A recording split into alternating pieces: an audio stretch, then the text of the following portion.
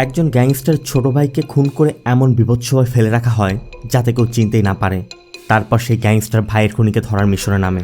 শুরু হয় প্রতিশোধের এক ভয়ানক খেলা, যেই খেলায় হারের একমাত্র শাস্তি বিভৎস মৃত্যু।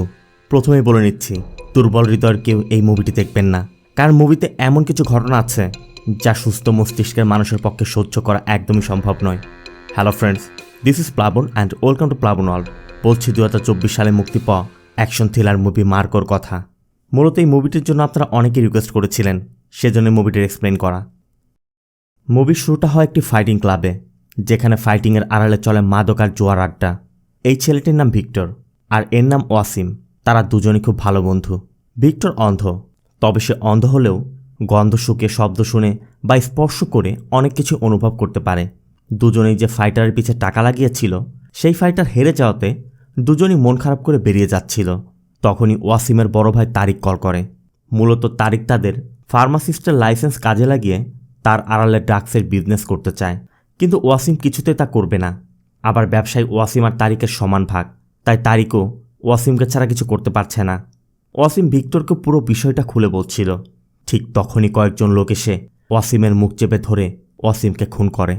ভিক্টর হাঁটতে হাঁটতে একটি ডিফেন্ডার কারের সাথে ধাক্কা খায় এবং শব্দ পেয়ে পিছিয়ে এসে বুঝতে পারে ওয়াসিমের খুন হয়েছে, আর যে ব্যক্তি খুনটি করেছে সেও পাশেই দাঁড়িয়েছিল।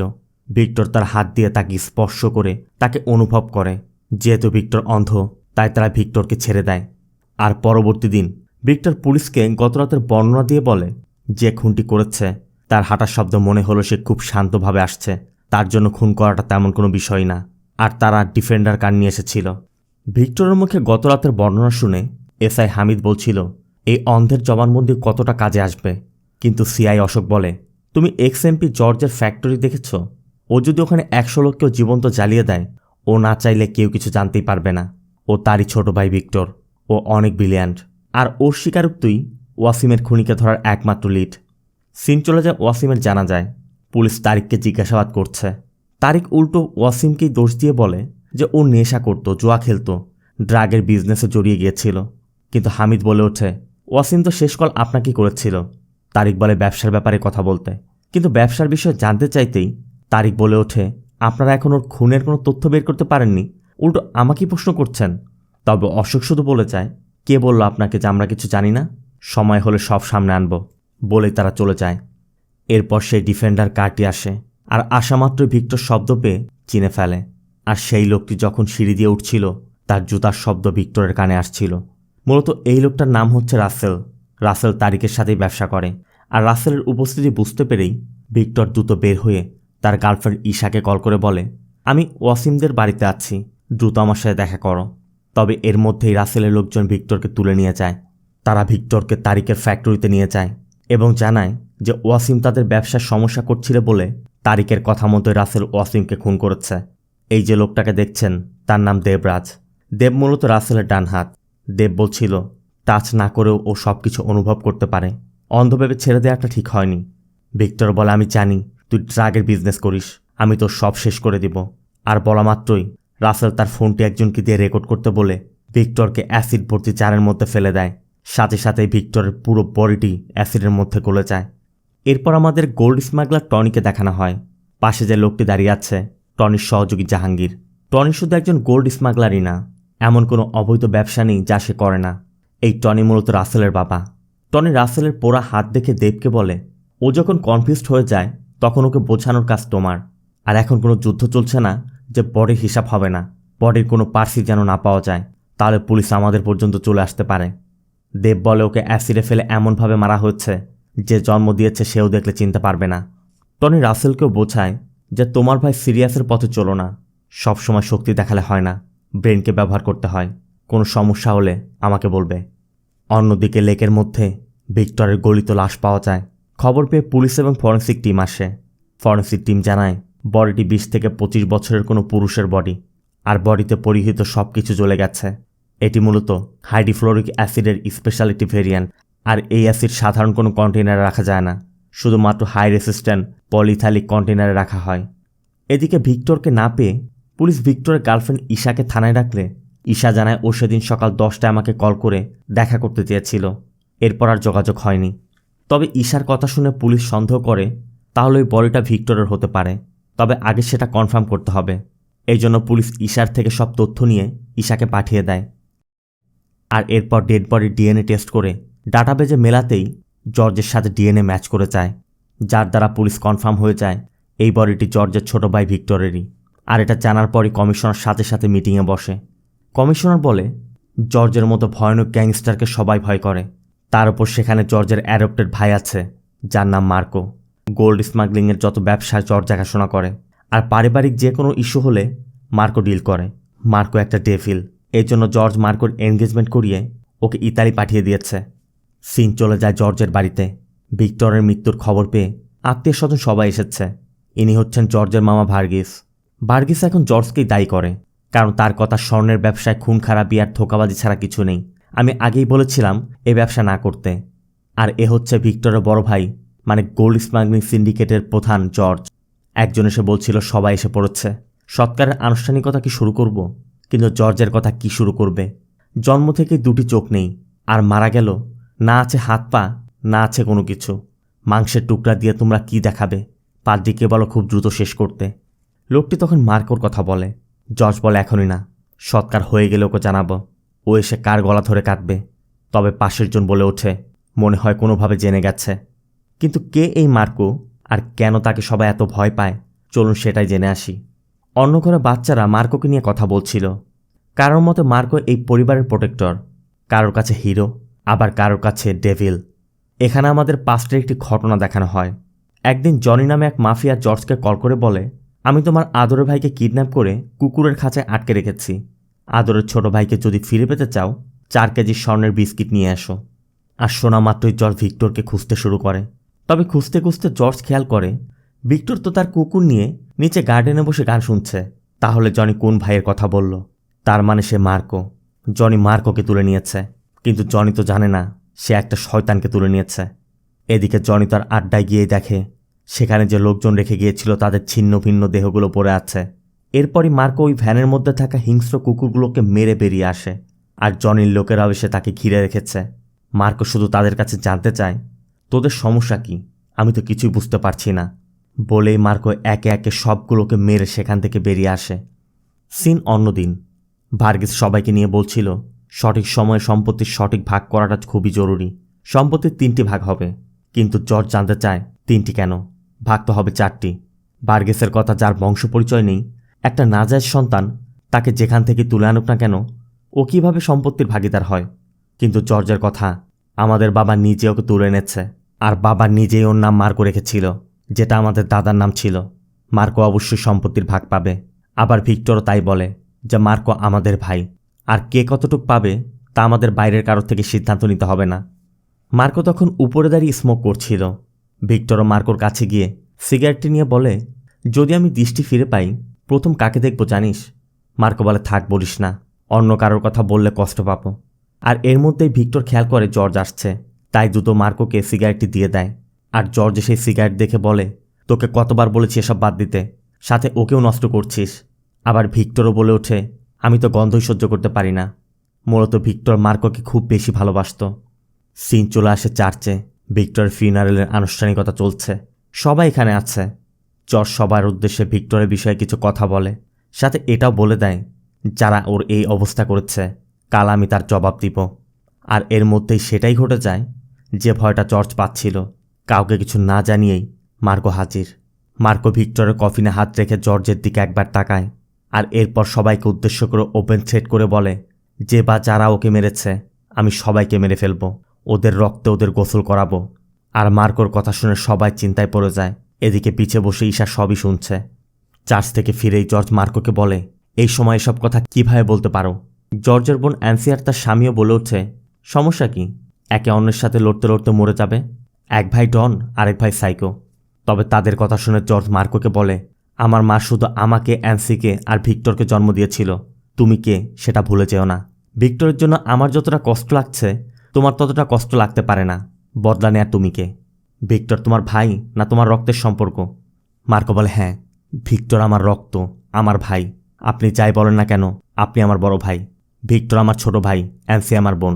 আপনার যদি কিছু হয় আমি সহ্য করতে পারবো না। জর্জ বলে, দেখো মার্কো, আমি যে ভুল করেছি তার মাসুল তোমরা দিও না। তোমাকে এই পরিবারের প্রয়োজন, আর তার জন্য যা করার দরকার আমি করব। কিন্তু মার্কো কিছুতেই মানতে পারছে না ভিক্টর নেই। ভিক্টর একদিন মার্কোকে চিন্তিত দেখে বলছিল, এত চিন্তার কি আছে, দেখো না আমি অন্ধ থেকেও কত খুশি, কারণ আমার তো ড্রাইভ করার ইচ্ছা জাগে, কিন্তু আমি কি চালাতে পারবো? মার্কো সেদিন ভিক্টরের সেই ইচ্ছাটাও পূরণ করেছিল। সেই আদরের ভাইটাকে এমন নৃশংসভাবে খুন করেছে, মার্কো কিভাবে সেটা সহ্য করবে? সব জায়গাতেই ভিক্টরের কমতিটা সবাই স্পষ্টভাবে অনুভব করতে পারছে। আবার মার্কোর ফিয়ান্সে মারিয়ার সাথেও মার্কো খুব বেশি এনগেজ হতে পারছে না। মার্কোর বন্ধু আনোয়ারও মার্কোকে বোঝায় যে তোমার জন্য একটি মেয়ে অপেক্ষা করছে, প্রতিশোধের নেশায় নষ্ট করে দিও না। কিন্তু মার্কো আনোয়ারকে শুধু বলে, শেষবার দেখার জন্য যদি ওর চেহারাটাও রাখতো তাহলে তোর কথাটা মেনে নিতাম। এদিকে জর্জ তার সকল বিজনেস পার্টনারদেরকে নিয়ে মিটিংয়ে বসেছে, কারণ এটা নিয়ে দ্বিতীয়বার তার পরিবারের সাথে এমন হয়েছে। আগেরবার জর্জের বাবা মারা গিয়েছিল। জাহাঙ্গীরের কথা এটা বাইরের কারো কাজ হবে। টনিও এসে জর্জকে বোঝায় এখানে এমন কেউ নেই যে কাজটা করবে, বাইরের কেউ কাজটি করেছে। জাহাঙ্গীর বলে ওকে আমরা খুঁজে বের করব, কিন্তু জর্জের কথা, আমার কারো সাহায্য দরকার নেই, যখন ওকে পাবো আমি ওকে পুলিশে দেব না, সব সত্যি বের করব। টনি বলে তোমার মতো এত বড় একজনের ভাইকে মেরেছে, সে কোনো সাধারণ মাইন্ডের হবে না, তাই সাবধানে পা বাড়াতে হবে। টনি তার ছেলে রাসেলকেও সবার সাথে পরিচয় করিয়ে বলে, ও এতদিন আমেরিকায় ছিল, সায়েন্স নিয়ে পড়াশোনা করেছে, এখন থেকে আমার ব্যবসা দেখাশোনা করবে। তবে এর মধ্যে মার্কো এসে পড়ে। মার্কোকে দেখে টনি জর্জকে বলে যে আমি রাসেলকে দিয়ে একটা তদন্ত টিম বানাচ্ছি, ও ভিক্টর খুনিকে খুঁজে বের করবে, এরপর তুমি নিজ হাতে মেরো। কিন্তু মার্কো বলে শিয়াল বা কুত্তারাও তো মারতে পারে, ওকে তো মৃত্যুর থেকে ভয়ানক সাজা আমি দিব। তবে পাশে থেকে একজন বলে ওঠে, এসব কুকুররা যদি ভুগতে থাকে তোমার জায়গা একদিন চলে যাবে জর্জ। তবে সাথে সাথে মার্কো তার মাথায় আঘাত করে বলে, যার যার সমস্যা হবে তার তার এই হাল হবে, বলেই মার্কো বেরিয়ে যায়। জর্জ নিঃশব্দ সব শুনে যাচ্ছে।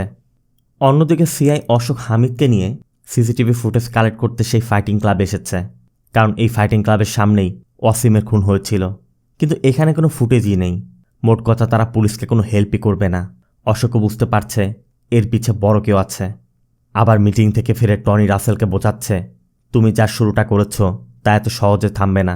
আর মার্কোকে জর্জ ভেবে ভুল করো না, মার্কো যে কোনো কিছুই করতে পারে, ও কখন কি করবে কেউ বলতে পারে না। মার্কোর সামনে হিসাব করে কথা বলতে হবে, আর সবার জবাবই একই হতে হবে। এদিকে টনি জর্জকে এমনভাবে বুঝিয়েছে জর্জ এখন পাগলের মতো তার যত শত্রু আছে একে একে সবাইকে মেরে শেষ করছে। টনি রাসেল আর দেবকে বলে, মার্কোকে জর্জের মতো বোকা বানানো এতটা সহজ নয়, ও যে কোনো সময় যে কাউকে মারতে পারে, তাই ওর ইমোশনকে কাজে লাগিয়ে ওর সাথে থাকতে হবে। মার্কো ও রাসেলের টিম নিয়ে ভিক্টর খুনিকে ধরতে নেমে পড়ে। মার্কো প্রথমেই সিআই অশোকের কাছে যায় এবং জানতে চায় ওর সাথে কি হয়েছিল। অশোক বলে বডি হাইড্রোফ্লোরিক অ্যাসিডে পুরোপুরি জ্বালিয়ে দিয়েছিল। মার্কো জানতে চায়, আপনি কিছু জানতে পেরেছেন আর ওর কোনো শত্রু ছিল? অশোক বলে হতে পারে ভিক্টরের খুন ওয়াসিমের খুনের সাথে কানেক্টেড, কারণ ওয়াসিমের জানাজার দিন ভিক্টর পুলিশের সাথে কন্ট্যাক্ট করার চেষ্টা করেছিল। অশোকের কথা শুনে মার্কো শুধু জানতে চায় এই হাইড্রোফ্লোরিক অ্যাসিড কোথায় পাওয়া যাবে।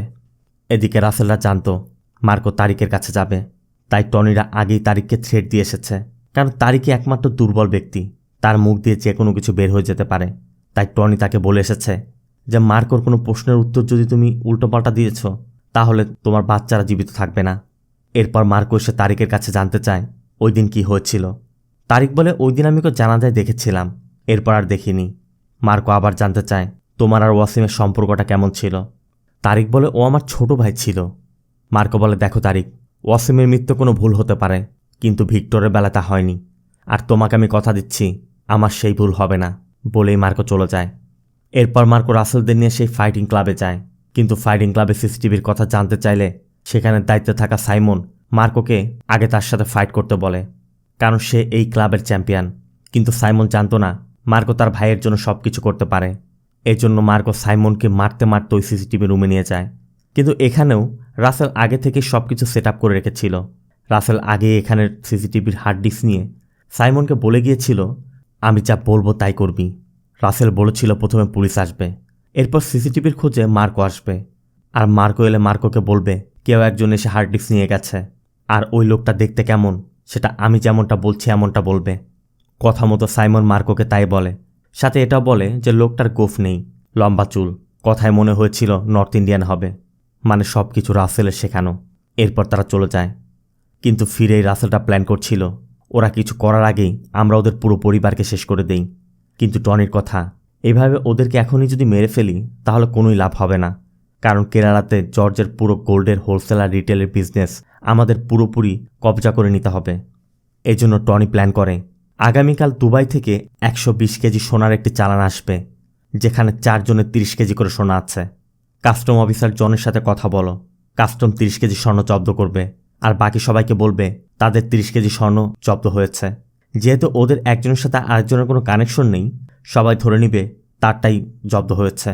তখন তাদের 3 জনের বাকি 90 কেজি স্বর্ণ আমাদের হয়ে যাবে। এই জন্য টনির প্ল্যান মতো দেব কাস্টম অফিসারকে ফোন করে এই বিষয়টি জানিয়ে দেয়। তবে সে শুধু বলে গভর্নমেন্ট নিয়ে কোনো সমস্যা না, তবে জর্জ যদি জানতে পারে সব কিন্তু শেষ করে ফেলবে। দেব বলে তোমার কোনো ভয় নেই, এখন থেকে আমি সব কিছু দেখব। কথা মতো তাই করা হয়, আর স্বর্ণের চালান জব্দ হয়। জর্জ সবাইকে ডাকে এবং বলে সব স্বর্ণ একসাথে জব্দ হয়েছে, তার মানে চুরি হয়েছে। আমাদের চ্যানেল সম্পর্কে বাইরের কেউ জানার কথা নয়। কিন্তু জাহাঙ্গীর বলে আমাদের মধ্যে কারোর এত সাহস নেই। কিন্তু জর্জের কথা, কার থেকে তথ্য নিয়ে কাস্টম জব্দ করেছে আর কত কিলো সোনা জব্দ হয়েছে তা বের করতে আমার খুব বেশি সময় লাগবে না। কিন্তু আমাদের মধ্যে কেউ যদি এটা করে থাকে আমি নিজ হাতে তাকে খুন করব, বলেই জর্জ বেরিয়ে যায়। আর জর্জের কথা শোনার পরই জর্জ কোনো কিছু জানার আগেই জর্জের ভয়ে দেব জর্জের কারে ওঠে জর্জকে ছুরি মেরে পালিয়ে যায়। কিন্তু ভাগ্যক্রমে জর্জ বেঁচে যায়। খবর পেয়ে মার্কো হসপিটালে এলে টনি নিজে আর নিজের ছেলেকে বাঁচাতে দেবের উপর সব দোষ চাপিয়ে দেয়। আর দেবকে বলে যে কাজ পুরোপুরি করতে পারিস না তা করতে যাস কেন, ওর হাতে পড়লে মারা পড়বি, আপাতত কয়েকদিনের জন্য আন্ডারগ্রাউন্ড হয়ে থাক। অন্যদিকে পুলিশ এক ইউটিউবারের সন্ধান পায় যে বিভিন্ন ক্রাইমের ভিডিও শ্যুট করে তার চ্যানেলে আপলোড করে বেড়াতো। মূলত এই ইউটিউবার এখানের বেটিংয়ের বিষয় জানতে পেরে এখানের পার্কিংয়ে একটি কারের মধ্যে ক্যামেরা রেখে গিয়েছিল। পরবর্তীতে ওই ফুটেজ কালেক্ট করতে এসেই সে ওয়াসিমকে মারার খুনের ভিডিওটি পেয়েছে। সে অশোককে ফুটেজটি দিয়ে দেয়, আর অশোক ফুটেজ কালেক্ট করে রাসেলের বিরুদ্ধে একটি ফাইল রেডি করে ওই ইউটিউবারের ডিটেলস সহ ওই ফাইলটি তার সিনিয়রের কাছে দিয়ে আসে। আর এরপরই রাসেল আর জাহাঙ্গীর অশোক আর সেই ইউটিউবার ছেলেটিকে খুন করে। এদিকে মারিয়া মার্কোর সাথে দেখা করে এবং মার্কোকে বলে আমি তোমার কষ্ট বা তোমার সিচুয়েশন বুঝতে পারছি, কিন্তু তোমার মধ্যে আমার প্রতি কোনো ভালোবাসা আমি দেখতে পাচ্ছি না। এই সম্পর্ক বেশি দিন টিকবে না। এই বলে মারিয়া তার এঙ্গেজমেন্টের রিংটি খুলে দিয়ে চলে যায়। অন্যদিকে আমাদের দেখানো হয় অশোক তার সিনিয়রকে মোটেও বিশ্বাস করতে পারছিল না। তাই অশোক মারা যাওয়ার আগে জর্জের ফ্যামিলি ডক্টরকে একটি পেনড্রাইভ দিয়ে বলেছিল সে যেন একটা জর্জকে পৌঁছে দেয়। তাই কথা মতো ডক্টর জর্জকে ওই পেনড্রাইভটি দিলে জর্জ ফুটেজটি দেখা মাত্রই মার্কোকে কল করে বলে দেয় যে ভিক্টরকে টনির ছেলে রাসেলই মেরেছে, ওর হাতে অ্যাসিডের পোড়া ক্ষতও আছে। এদিকে রাসেল তখন মার্কোর সাথেই ছিল, তাই শোনা মাত্রই রাসেলের লোক পিছন থেকে মার্কোর গলা চেপে ধরে। এরপর রাসেল ভিক্টরকে মারার সেই ভিডিওটি দেখায় যেখানে অ্যাসিডের মধ্যে ভিক্টরের বডিটি গলতে দেখা যাচ্ছে। এরপর রাসেল আর তার লোকজন মার্কোকে বেঁধে প্রচুর টর্চার করে, কিন্তু রাসেল লক্ষ্য করে মার্কোর চোখে মুখে কোনো ভয় নেই। এই জন্য রাসেল একটি ইলেকট্রিক স দিয়ে মার্কোর বন্ধু আনোয়ারের হাত কেটে দেয় এবং জাহাঙ্গীরকে বলে মার্কোকে মেরে ফেলতে। কিন্তু তারা মার্কোকে মারতে গেলে মার্কো ওই ছুরিটি কামড়ে ধরে ওই লোকেরই গলা কেটে ফেলে। এরপর হাত বাঁধা অবস্থাতেই একজন একজন করে মারতে থাকে।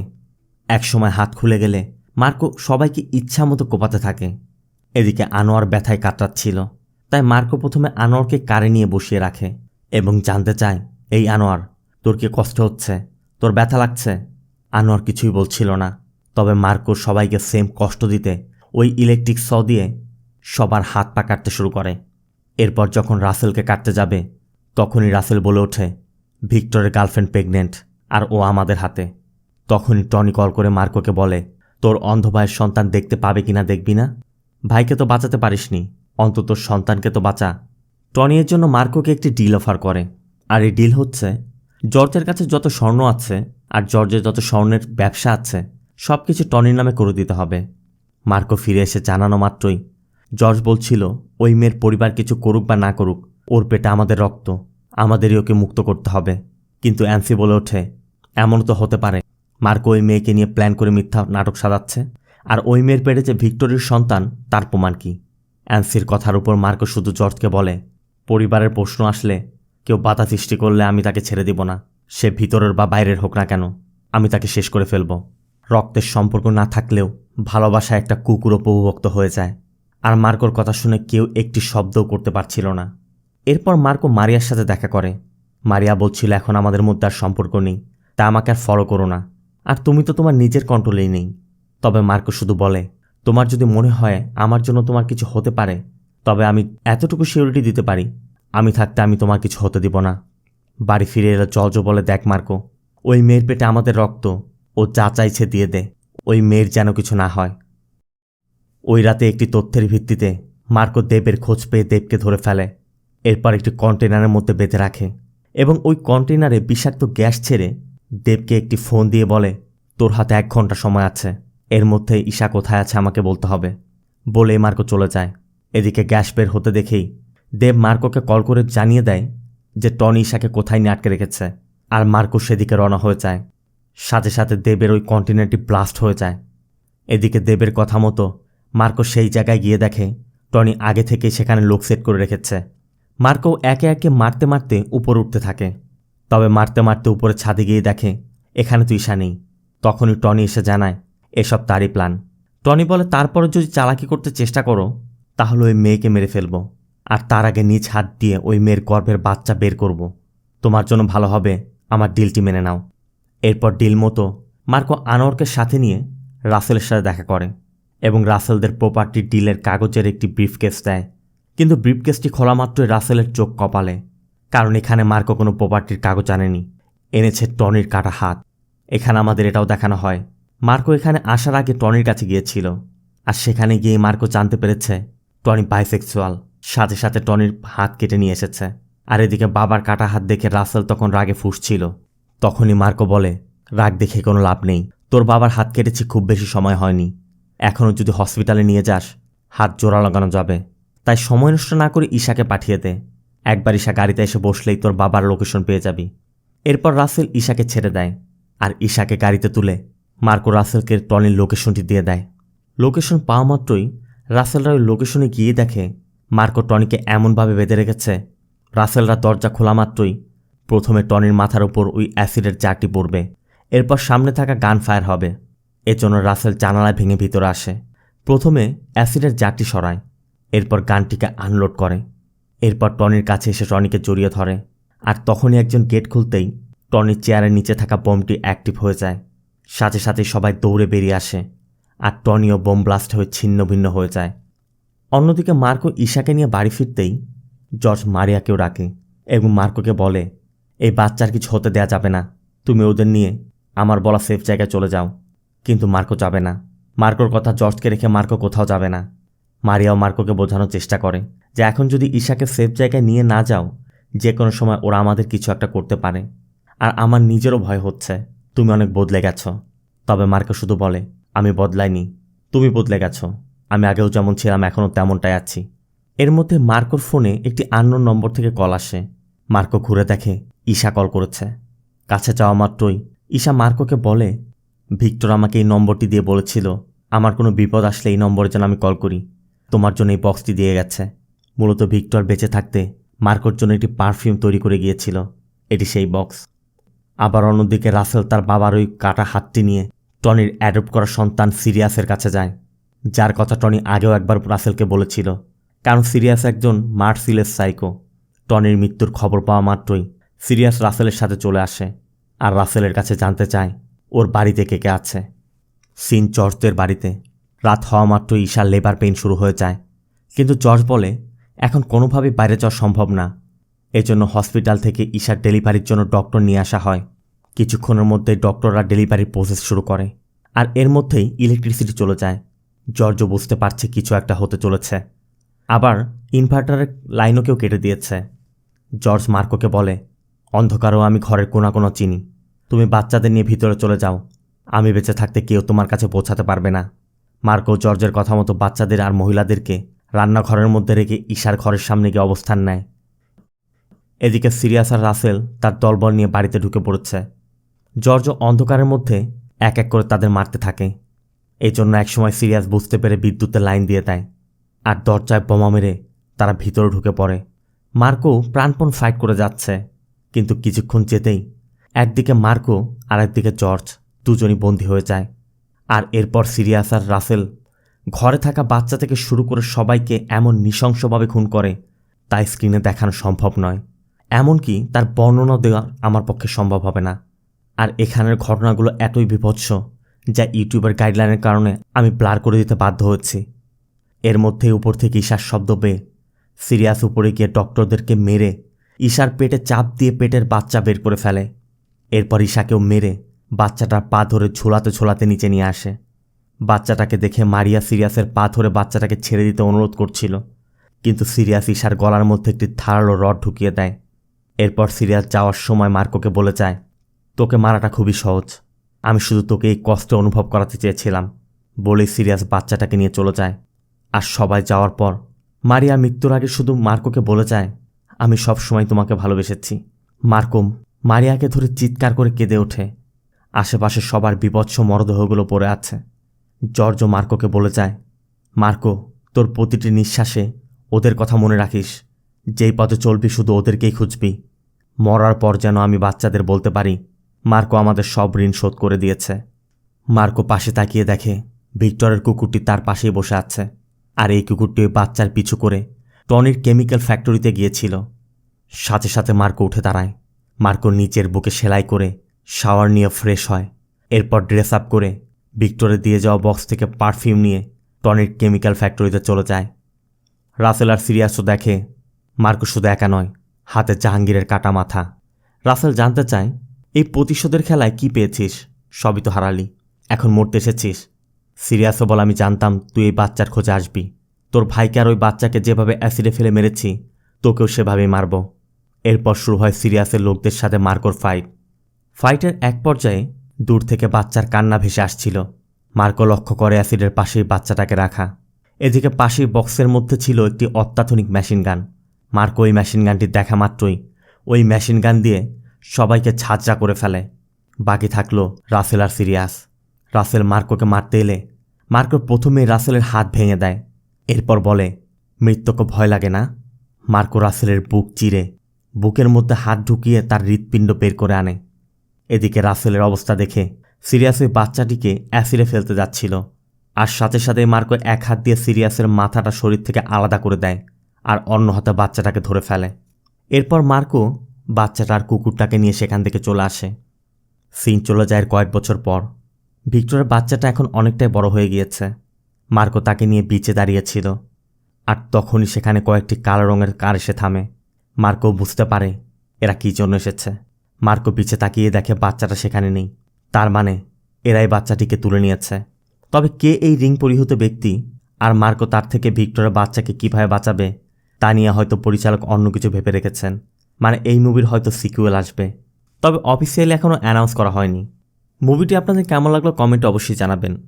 তবে এই মুভিটি দেখে আমার কাছে বারবার মনে হচ্ছে যে রাইটার এই মুভিটি লিখেছে আর যে পরিচালক এই মুভিটি তৈরি করেছে তারা হয়তোবা এমন কোনো দেশ নিয়ে চিন্তা করেছে যেখানে কোনো আইনের শাসন নেই, যেখানে কোনো পুলিশ নেই।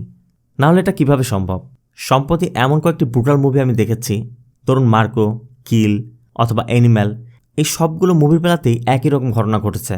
মানে এরা যা কিছুই করুক না কেন দেশে কোনো আইনের শাসন বা পুলিশের কোনো ব্যবস্থাই হয়তো বা নেই। তো ভিডিওটি ভালো লাগে ভিডিওতে লাইক দিয়ে চ্যানেলটিকে সাবস্ক্রাইব করতে একদম ভুল করবেন না। দেখা হবে অন্য কোনো মুভি বা সিরিজের এক্সপ্লেনেশন ভিডিওতে।